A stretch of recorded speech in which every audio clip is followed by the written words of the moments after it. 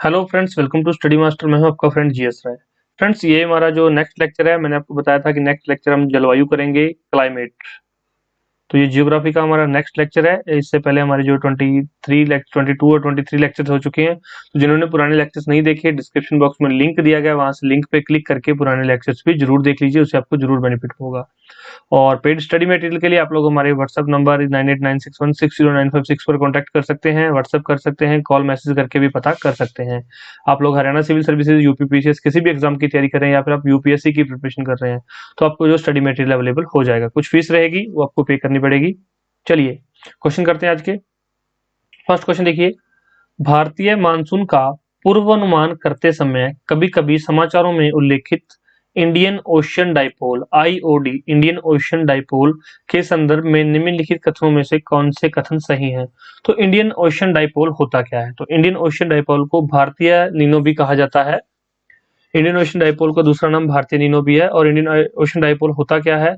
तो Indian ocean dipole जो हिंद महासागर है उसकी पश्चिमी और पूर्वी जो है पृष्ठ है, उन दोनों के तापमान के अंदर जो डिफरेंस होता है, जो आपका हिंद महासागर है, ये मान लीजिए आपका हिंद महासागर है, तो जो इसका पश्चिमी एंड है और ये इसका पूर्वी एंड है, दोनों के यहाँ पर डिफरेंस होगा, टेम्परेचर डिफरेंस होगा, उसको बोलते हैं इंडियन ओशियन डाइपोल। ध्यान रखना, काफी स्टूडेंट्स को इसकी डेफिनेशन के बारे में नहीं पता। चाहे आप सारी ज्योग्राफी पढ़ लेते हैं, फिर भी आईओडी की फुल फॉर्म नहीं पता होती, या आईओडी की पता ही नहीं होता कि आईओडी होता क्या है। तो जो हिंद महासागर है उसके दोनों तरफ पश्चिमी और पूर्वी जो इसके किनारे हैं, उन किनारों में जो टेम्परेचर डिफरेंस होता है उसको बोलते हैं इंडियन ओशियन डाइपोल या फिर इंडियन नीनो। तो देखिए इसके संदर्भ में कौन कौन से कथन यहाँ पर सही हैं। आईओडी परिघटना उष्ण कटिबंधीय पश्चिमी हिंद महासागर एवं उष्ण कटिबंधीय पूर्वी प्रशांत महासागर के बीच सागर पृष्ठ तापमान के अंतर से विशेषित होती है। तो ये ऑप्शन गलत है। गलत होने का क्या कारण है? क्योंकि यहाँ पर इसने प्रशांत महासागर दे दिया। अगर यहाँ पर ये जो पश्चिमी हिंद महासागर और पूर्वी हिंद महासागर दे देता तो फिर ये बिल्कुल ऑप्शन ठीक था। ये प्रशांत महासागर नहीं है, सिर्फ और सिर्फ किससे है? ये हिंद महासागर से रिलेटेड ही ये फिनोमिना है, तो इसलिए ऑप्शन गलत हो गया। आईओडी परिघटना मानसून पर एल नीनो के असर को प्रभावित कर सकती है, तो ये बिल्कुल ठीक है। तो आईओडी जो है इंडियन ओशियन डाइपोल परिघटना मानसून पर एल नीनो के असर को प्रभावित कर सकती है। अगर टेम्परेचर में डिफरेंस रहेगा तो मानसून का जो असर है, एल नीनो का असर मानसून पर, वो प्रभावित भी जरूर होगा। राइट आंसर क्या है? राइट आंसर इसमें बी है। तो ये केवल 2 इसका सही उत्तर हो जाएगा। तो ये किसी भी स्टेट पीसीएस में पूछा जा सकता है ये क्वेश्चन। नेक्स्ट क्वेश्चन देखिए, निम्न राज्यों में से किस राज्य में जाड़े विंटर के मौसम में बारिश मिलती है? बिल्कुल सिंपल सा क्वेश्चन है, बहुत बार एग्जाम में आया हुआ है, और ये तो मतलब एसएससी के स्टूडेंट्स को भी पता है, और इसके अलावा जो छोटे मोटे एग्जाम्स की तैयारी कर रहे हैं उनको भी पता है कि जाड़े के मौसम में तमिलनाडु के अंदर बारिश होती है। राइट आंसर क्या है? बी। चलिए मुझे कमेंट करके बताइए किस किस स्टूडेंट को इसका आंसर पता था। तो प्लीज ज्यादा से ज्यादा कमेंट किया करो यार, आप कमेंट करते हो हमें अच्छा लगता है। हम यहाँ पर डेली आपके लिए डेली लेक्चर्स लेकर आ रहे हैं। जो पुराने लेक्चर नहीं देख रहे वो पुराने लेक्चर्स देख लो।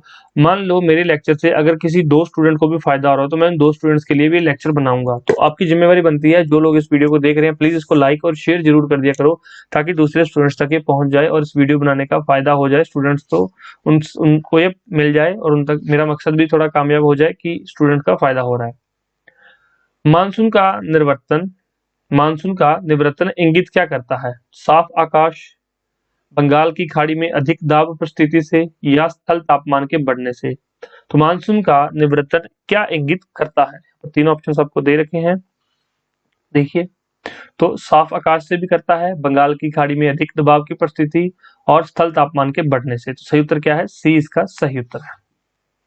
ओके, नेक्स्ट क्वेश्चन देखिए, नीचे 2 वक्तव्य दिए गए हैं, 2 वाक्य दिए गए हैं, जिसमें एक कथन है और दूसरा उसका कारण है। तो हमें पहले कथन पढ़ना है और फिर उसका कारण पढ़ना है। देखते हैं कथन और कारण में क्या डिफरेंस है। कथन, गंगा के मैदानों में यदि कोई पश्चिमी और उत्तर पश्चिमी, मतलब पश्चिमी और उत्तर पश्चिमी को चले तो मानसूनी वर्षा घटती हुई मिलेगी। तो गंगा के मैदानों से अगर कोई पश्चिमी की तरफ और उत्तर पश्चिम की ओर जाएगा तो मानसूनी वर्षा घटती हुई मिलेगी। तो ये बिल्कुल ठीक है कथन। यहाँ पर गंगा के मैदान में कोई ज्यो ज्यो ऊपर को बढ़ता जाएगा, आर्द्रताधारी मानसूनी पवन और ऊंची जाति मिलेगी। आर्द्रताधारी मानसूनी पवन और ऊंची जाति मिलेगी, ये भी ठीक है। तो कथन भी ठीक है और उसका कारण भी ठीक है। तो यहाँ पर क्या है? Right answer A. कारण और कथन दोनों सही हैं और ए की सही व्याख्या आर कर रहा है यहाँ पर। ओके। नेक्स्ट क्वेश्चन, दक्षिणी पश्चिमी मानसून काल में निम्नलिखित स्थानों में से सबसे कम वर्षा कहां पर होती है? तो दक्षिणी पश्चिमी जो मानसून है उसके दौरान सबसे कम वर्षा कहां पर होती है? चार ऑप्शन यहाँ पर दिए गए हैं, कोलकाता, मंगलोर, चेन्नई या फिर कहां पर? तो या फिर है दिल्ली। राइट आंसर क्या है? चेन्नई के अंदर सबसे कम वर्षा होती है। दक्षिणी पश्चिमी मानसून के द्वारा सबसे कम वर्षा जो है चेन्नई के अंदर होती है। नेक्स्ट क्वेश्चन देखते हैं। निम्न कथनों पर विचार कीजिए। एक कथन दे रखा है, दूसरा कारण। भारत मूलतः एक मानसूनी देश है। बताइए भारत मानसूनी देश है या नहीं है? बिल्कुल, भारत की बहुत सारी फसलें मानसून पर डिपेंडेंट करती हैं, तो भारत एक मानसूनी देश है। उच्च हिमालय उसे जलवायु संबंधी विशिष्टता प्रदान करता है। जो उच्च हिमालय है उसे जलवायु संबंधित विशिष्टता प्रदान करता है, तो हिमालय का रोल बिल्कुल हमारे मानसून के अंदर हिमालय का बहुत बड़ा रोल है। तो ये भी कारण भी सही है, ए और आर दोनों सही है, आर ए का सही स्पष्टीकरण भी कर रहा है। राइट आंसर क्या है? ए। सूची ए को सूची 2 के साथ सम्मिलित कीजिए और सही उत्तर का प्रयोग कीजिए। यहाँ पर एक सूची दी गई है और यहाँ पर दूसरी सूची दी गई है, जलवायु परिस्थितियां और उसके कारण दिए गए। यहाँ पर ये देखिए चार यहाँ पर चीजें दी, इस तरफ 5 चीजें दी गई हैं। चलिए पहले पढ़ते हैं क्या कुछ देखा है, फिर देखते हैं भी क्या सही है और क्या गलत है। कोलकाता की अपेक्षा चेन्नई अधिक गर्म है। कोलकाता की अपेक्षा चेन्नई अधिक गर्म है।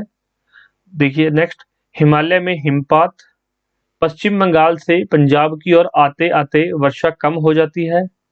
सतलुज गंगा मैदान में शीतकाल में कुछ वर्षा होती है। दूसरी सूची है उसमें कारण दे रखे हैं, उत्तरी पूर्वी मानसून, तुंगता, पश्चिमी दाब और या फिर समुद्र से दूरी या फिर अक्षांश। तो उसमें बाकी तो सारे वर्ड आपको समझ आ गए। ये तुंगता शायद किसी को ना समझ आया हो कि ये तुंगता क्या है। तो तुंगता का क्या मतलब होता है कि समुद्र तल से किसी भी स्थान की ऊंचाई, कि समुद्र से किसी भी चीज की ऊंचाई कितनी है समुद्र तल से। जो चेन्नई से मेजर करते हैं समुद्र तल, उस चेन्नई से किसी भी चीज किसी भी जगह की कितनी ऊंचाई है उसको तुंगता बोला जाता है। तो थोड़ा सा ये वर्ड टिपिकल वर्ड था। चलिए अब हम देखते हैं सूची 1 और सूची 2 कि ऐसा किस कारणों से होता है।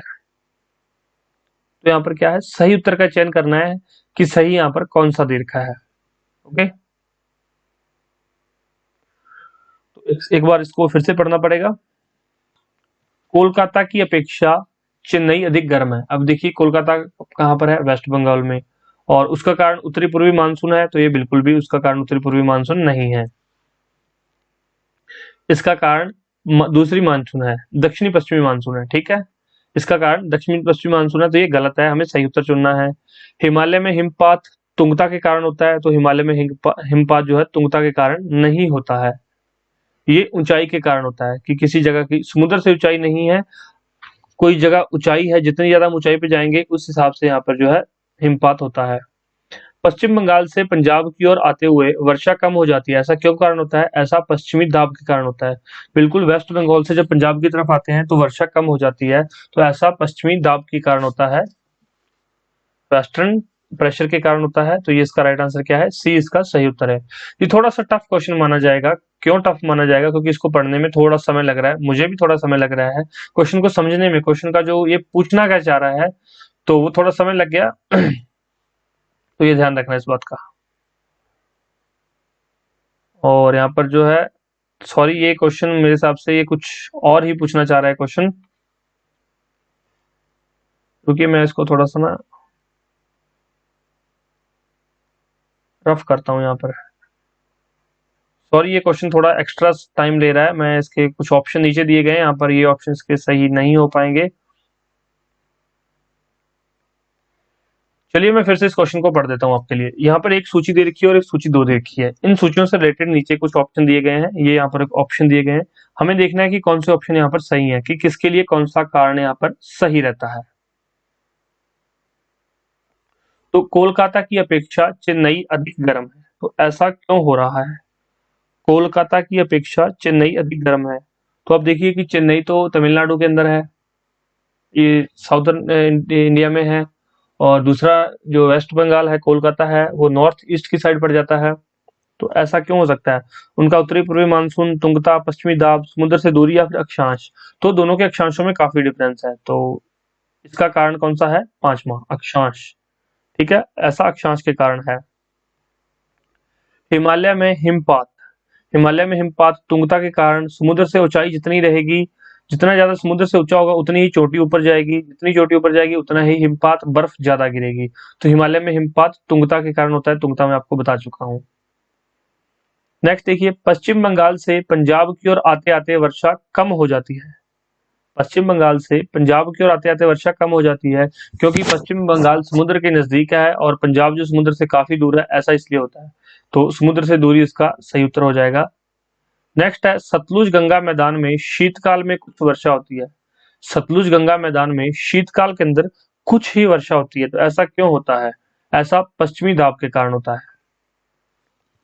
तो ये देखते हैं, हमारा जो ए का 5, ये दो ऑप्शन दे रखे हैं, ए का 5, और ये डी का हमने कौन सा लगाया था? डी का 3 लगाया है, तो डी का 3, ये रहा डी का 3। ओके, राइट आंसर है सी। तो इसमें ये काफी टफ क्वेश्चन था और ऐसा क्वेश्चन ये आईएएस 1997 में पूछा गया है। तो आप सोच सकते हो कि यूपीएससी का लेवल क्या रहता है। क्वेश्चन कंफ्यूजिंग क्वेश्चन रहते हैं और काफी कंफ्यूजिंग क्वेश्चन था। मैं खुद कंफ्यूज हो गया कि ये पूछना क्या चाह रहा है और कहना क्या चाह रहा है क्वेश्चन। चलिए नेक्स्ट क्वेश्चन पर चलते हैं, और आप एक बार इस चीजों को सभी को याद जरूर कर लेना। ये जो सारे सूची 1 और सूची 2 में जलवायु परिस्थितियां और कारण दिए गए, इसको याद कर लेना ताकि नेक्स्ट एग्जाम में कभी भी पूछे जाएं तो आपके ये सारी चीजें काम आ सके। तमिलनाडु में शरदकालीन वर्षा अधिकांश जिन कारणों से होती है, वे कौन से कारण है? तमिलनाडु के अंदर वर्षा होती है, अभी मैंने इस लेक्चर में स्टार्टिंग में बताया था।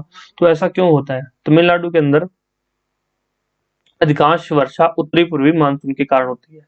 तमिलनाडु में शरद ऋतु के अंदर अधिकांश वर्षा उत्तरी पूर्वी मानसून के कारण होती है। राइट आंसर है सी।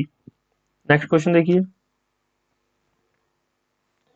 निम्नलिखित कथनों पर विचार कीजिए। नीचे कुछ दो कथन दिए गए हैं, उनमें से हमें सही कथन का पता करना है। सही कौन सा कथन है, हमें वही बताना है। दक्षिण भारत से उत्तरी भारत की ओर मानसून की अवधि घटती है। तो ये हमारा प्यारा भारत, ओ सॉरी, ये थोड़ा सा हमारा प्यारा भारत, सोने की चिड़िया, ये थोड़ा उल्टा बन गया, चलिए कोई बात नहीं। दक्षिण भारत से उत्तर भारत की ओर जाते मानसून की अवधि घटती है। तो बिल्कुल हरियाणा पंजाब के अंदर मानसून बिल्कुल कम होता है, तो ये अवधि घटती है। हाँ, बिल्कुल ठीक है। उत्तरी भारत के मैदानों में वार्षिक वृष्टि की मात्रा पूर्व से पश्चिम की ओर घटती है। तो पूर्व से पश्चिम की ओर वार्षिक वृष्टि की मात्रा घटती है, बिल्कुल घटती है। तो सही उत्तर क्या है? 1 और 2 दोनों सही उत्तर है सी। तो जियोग्राफी अगर आप पढ़ रहे हो, मैं आपको बार बार कह रहा हूं, मैंने लास्ट वीडियो में भी कहा था, लास्ट लेक्चर में, जियोग्राफी पढ़ रहे हो तो मैप का सहारा लिया करो, मैप से प्रैक्टिस किया करो। अगर आपके पास मैप है, अगर आपके सामने मैप है, तो आप अच्छे से बता पाएंगे कि यहाँ पर गुजरात है, यहाँ पर वेस्ट बंगाल, कहाँ पर वेस्ट बंगाल है, यहाँ पर तमिलनाडु है, यहाँ पर कर्नाटका है, यहाँ पर केरला है। तो ये सारी चीजें आप अच्छे से बता पाएंगे अगर आपके पास मैप है। तो मैप से पढ़ा कीजिए। कथन ए और कारण आर, पश्चिमी तट की तुलना में पूर्वी तट चक्रवातों द्वारा अधिक प्रभावित होता है। पश्चिमी तट की तुलना में जो पूर्वी तट है वो चक्रवातों द्वारा अधिक प्रभावित होता है। ये बिल्कुल ठीक है, ये कथन आप याद कर लीजिए। कई बार ये स्टेटमेंट फिर से पूछ लेगा या फिर पूछेगा कि ज्यादा चक्रवात किस तट पर आते हैं, पश्चिमी तट पर या पूर्वी तट पर। तो पश्चिमी तट की तुलना में पूर्वी तट जो चक्रवातों द्वारा अधिक प्रभावित रहता है। तो ज्यादा चक्रवात कहाँ आते हैं? बंगाल की खाड़ी में या अरब सागर में? तो बंगाल की खाड़ी में, ध्यान रखना, इसका मतलब ज्यादा चक्रवात कहाँ आते हैं? बंगाल की खाड़ी में।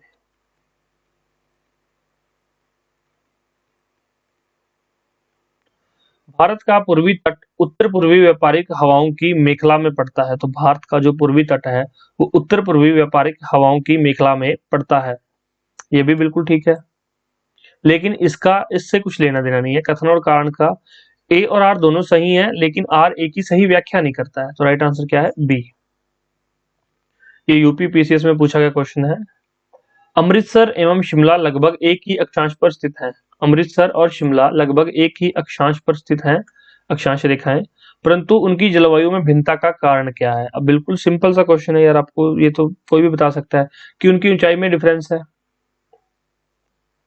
अब शिमला ऊंचाई पर है और अमृतसर नीचे है, तो इसलिए उनकी जो है जलवायु में उनके डिफरेंस है।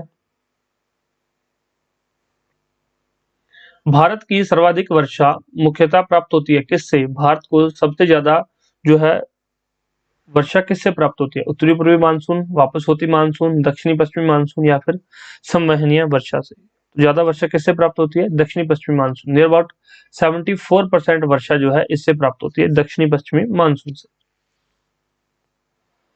भारत के किस भाग में सर्वाधिक दैनिक तापांतर पाया जाता है? भारत के किस भाग में सबसे ज्यादा दैनिक ताप अंतर? दैनिक ताप अंतर का मतलब क्या है? दिन के समय में टेम्परेचर डिफरेंस ज्यादा किस क्षेत्र में पाया जाता है? पूर्वी तटीय प्रदेश, छत्तीसगढ़ मैदान के आंतरिक क्षेत्र, अंडमान द्वीप समूह या फिर राजस्थान के मरुस्थलीय क्षेत्रों में। तो सबसे ज्यादा कहां पर ये पाया जाता है? तो कहां पर पाया जाता है? राजस्थान के मरुस्थलीय क्षेत्र में। ऐसा क्यों?